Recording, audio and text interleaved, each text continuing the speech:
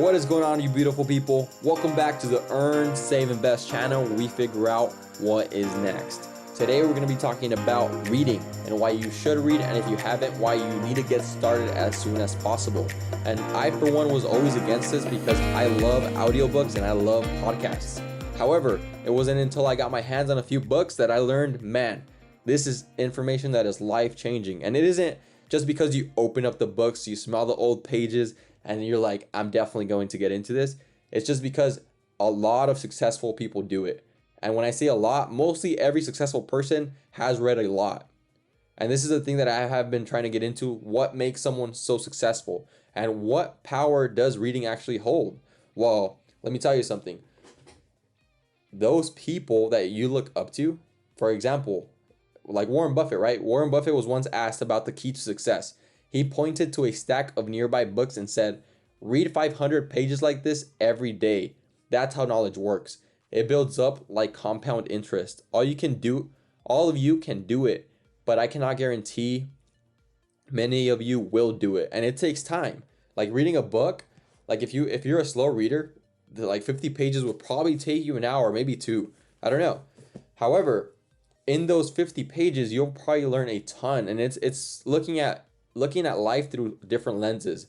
So an author might be talking about habits of highly effective people, or someone else might be talking about how to become a person of influence, how to influence or how to persuade someone, how to sell something. And it's there.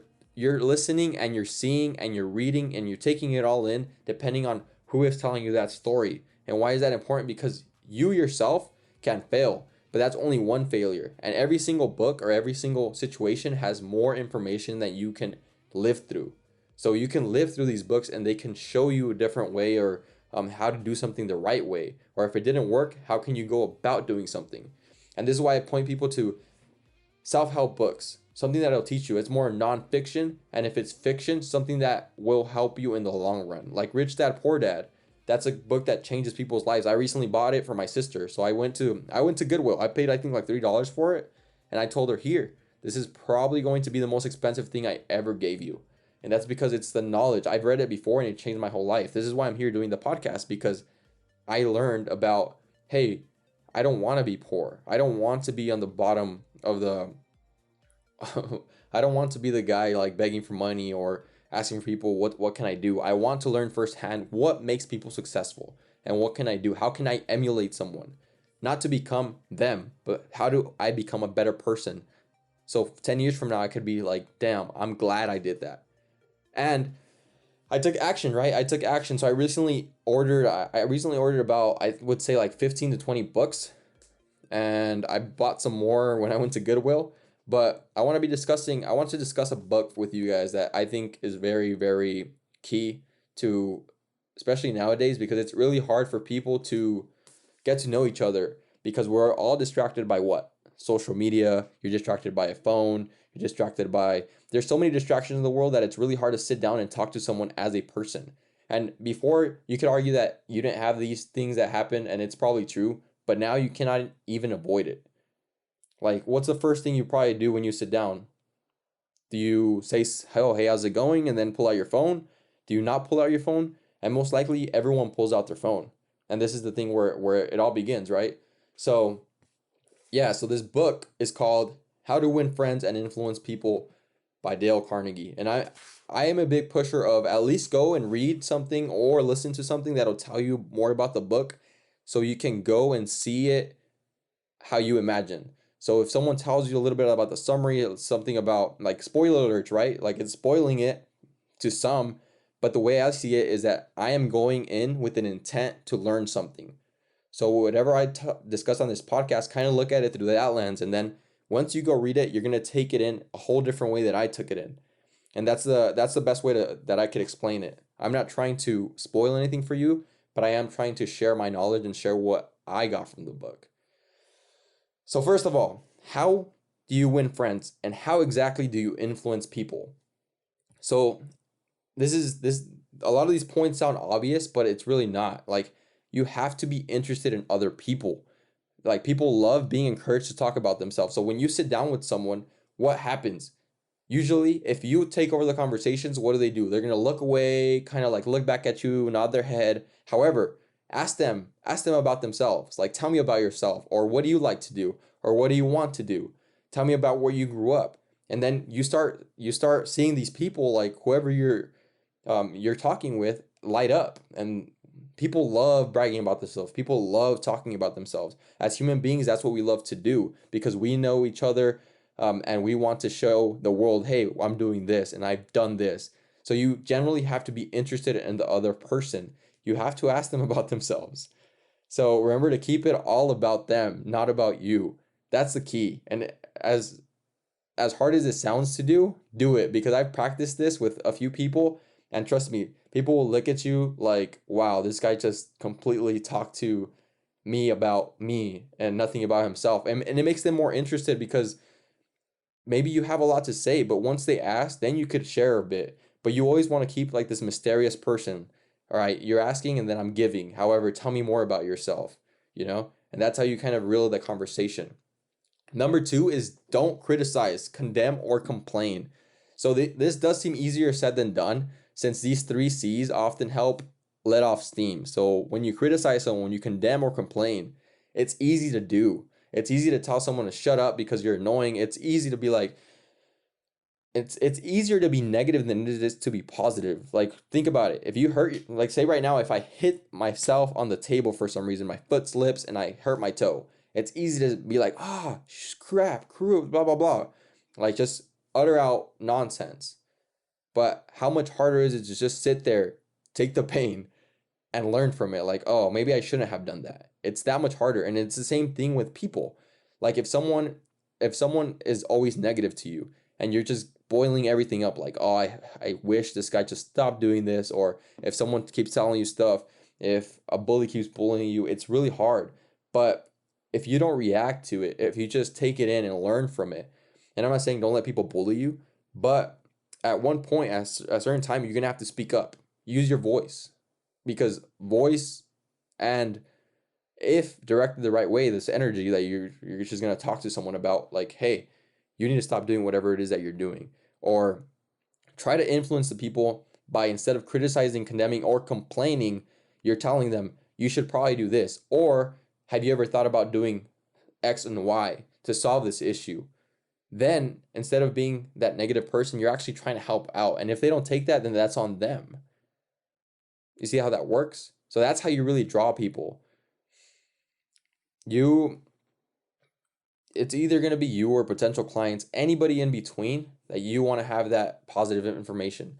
Don't criticize, don't condemn, don't complain. Be a strong person. Number three is you can't win an argument. Nobody will ever win an argument. Tell me a time when you have won an argument. And you're probably going to say, oh, I have won an argument because this happened or X happened. However, if you won the argument, what happened to the other person? You probably made them mad. You probably made them upset, and they have that remorse, or maybe they have that idea.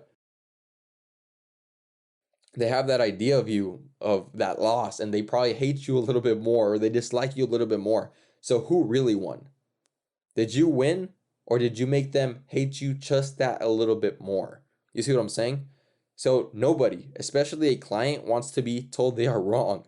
Like, I hate to be told that I'm wrong. I accept it because I understand myself, like, it's fine. However, not everybody has an open mind. Not everybody is accepts criticism. So nobody wants to be humiliated or forced to lose face. Instead of being stubborn or insisting you're right, be respectful to others' opinions. So remember that everyone is entitled to their own opinions. Everyone, no matter what. So don't try to change people's opinions, because if you're trying to do that and they are set on their ways, what makes you think that you will change them? Who are you to tell someone what they can and cannot do? You see what I'm saying? And that's exactly what's happening a lot in this day and age, where everyone has these beliefs. However, it's okay for people to have beliefs because that's what makes us human. We think a certain way, we act a certain way, we even eat a certain way because that is who you are. So even if you think you won, you probably lost. All right? Next one, emphasize the things you agree on. So this is kind of like when you have a friend, or you're trying to influence someone, you have to find common ground. You have to put your differences aside, make an effort to see and understand your client's point of view. So it takes patience and digging deeper, but ultimately, the tactic will win clients by your side. And the same thing happens with friends. Like if you guys are complaining about something, go back and see, all right, why am I complaining about this, or why am I trying to fight you over this? If we are really good friends and think about X and Y a certain way, then you just find the commonality. Okay, let's avoid this, or let's just talk this through as civilized human beings. And this one might be really obvious, but smiling. This is a big topic because it looks so simple, right? Like smile. Everyone tells you to smile. Some people don't want to smile because they don't want wrinkles. However, the smile is super powerful. It's one of the reasons why I got my braces, and they're finally off, and I have a nice smile, and my teeth have never been all messed up, but I wanted myself to look a certain way or be a certain way 5 years down the line, or 3 years down the line, or 2 years down the line. And that's the reason why I got my braces, because the smile, it boosts moods, and it boosts confidence in yourself and others. So whatever you feel, it will attract people to you, especially that smile. If you're just looking, and instead of having that frown on your face, you smile at someone, that will make attraction. That will attract people. As easy as it is to smile, we often forget to do it. So a lot of people do feel too stressed out to allow it to happen. Remind yourself often to smile. So as often as you can, smile. You never know whose day you'll make when you just give them a smile. So it'll come naturally, as long as you keep reminding myself, remember to smile. Remember to do this. And the last one that I wanted to reiterate and I wanted to share was remember names. I am terrible with names, but after reading this book, I found that I need to start remembering names. Like whatever you do, it's human nature. It goes back to the same thing. We like to talk about ourselves. So when someone asks you your name, are they really asking your name, or are they just out of a kind gesture asking? And then that's what usually happens with everyone. Like everyone just says, "Oh, what's your name?" And then you just go along with it, like, "Oh, okay, nice to meet you, X. Nice to meet you, Y. Nice to meet you, Juan." You know? And what exactly happens there, that just sets common ground, like my name is whatever.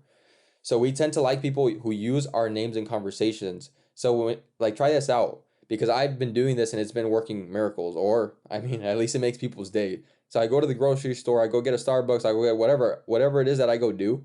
I ask like, "Hey, what's your name?" And then at the end of the conversation, I end it like, "Oh, Samantha, it was nice seeing you," or "It was nice meeting you. Have a good day." Or, "Hey, Jack, thanks for your time." And then they remember that. Like you might not ever see them again, but it makes a big imprint.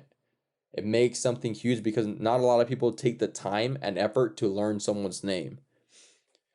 So, of course, you're gonna have to practice, because a lot of us don't usually remember names. And I read in this book that a lot of CEOs, like who are top notch, usually are really good with people. And it comes down to remembering things about them, remembering their name. And if you could get someone to really remember you, they will probably remember you in the long run. And then this will make you a successful business person, a businessman, businesswoman.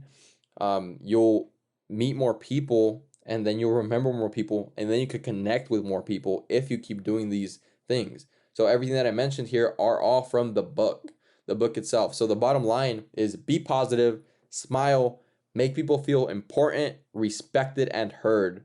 So clients are attracted to people they can trust, and we can offer emotional support.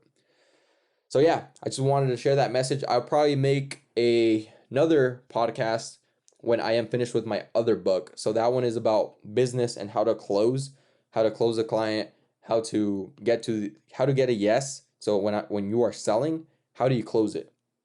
But that's for another time. Thank you all for tuning in. I will see you on the next one. Have a good one, guys. Peace.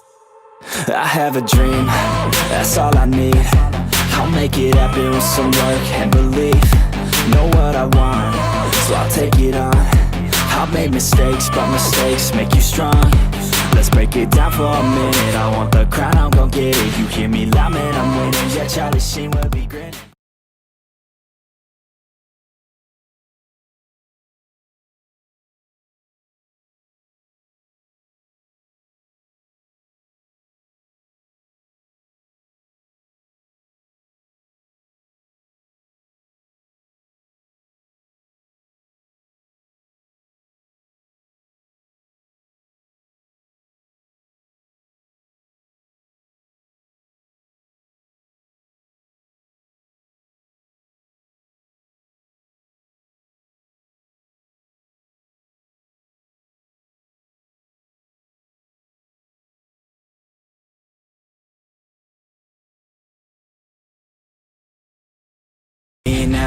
best of me now, best of me now, best of me. They want the best of me now, best of me now, best of me now, best of me. They want the best of me now.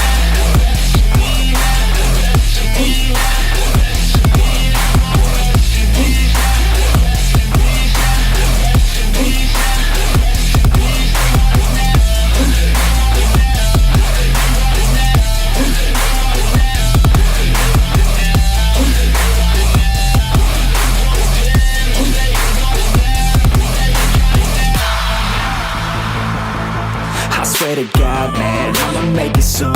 Silence all the haters as they see us making moves. I do what I want, so I got nothing to prove. Staying motivated, teaching others what to do. I'm staying focused, my mind is open. They start to notice that I'm in motion.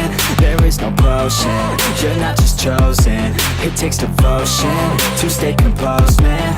Never stop, there ain't no time to fall. Try to live, get it up, you got one life to ball. Thinking big, never small, cause you gotta want it all. When you finally get that call, you get ready, take it on. Need a handout, I already stand out. Starting to advance now, ready to expand now. You don't have a chance now, cause we're in demand now. Make it by the grand now, feeling in command now.